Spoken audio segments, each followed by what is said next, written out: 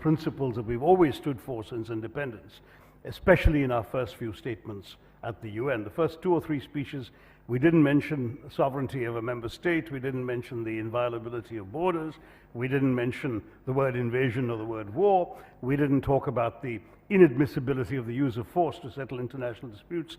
Now, all of these things are things we have said time and time again on every conflict for the last 75 years, and suddenly we didn't say it, and that I thought was an abandonment of principle. I'm pleased to say that India's position did evolve to the point where these principles are now being advocated regularly by India. Why was India reluctant to take a stand against Russia?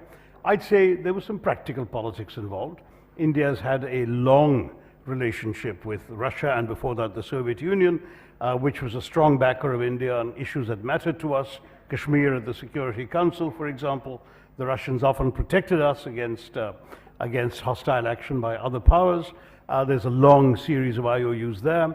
There's a defense relationship. The Russians are prepared to sell us weaponry that the West was not in the 60s and 70s. And so that weaponry now at one point at peak was 85% of all of India's defense equipment. Now it's come down to about 45% because India has been diversifying. We get arms from Israel, America, France, and so on.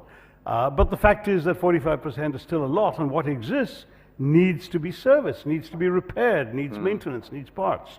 So you don't suddenly disrupt your relationship with a supplier of all those essential things.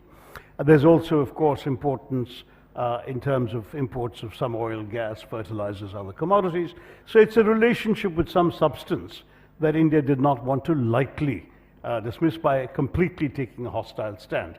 That much I can understand, but I do believe we could have told the Russians where we stood, and it was interesting that finally Prime Minister Modi in Samarkand said directly in front of the world's cameras, "This is not an era for war, Mr. President," which is as clear a message. And as recently as November, Jaishankar, the foreign minister, was in Moscow, and he kept talking about the vital importance of peace and dialogue and so on. So I'd say that India, in its own way, is pushing for a solution.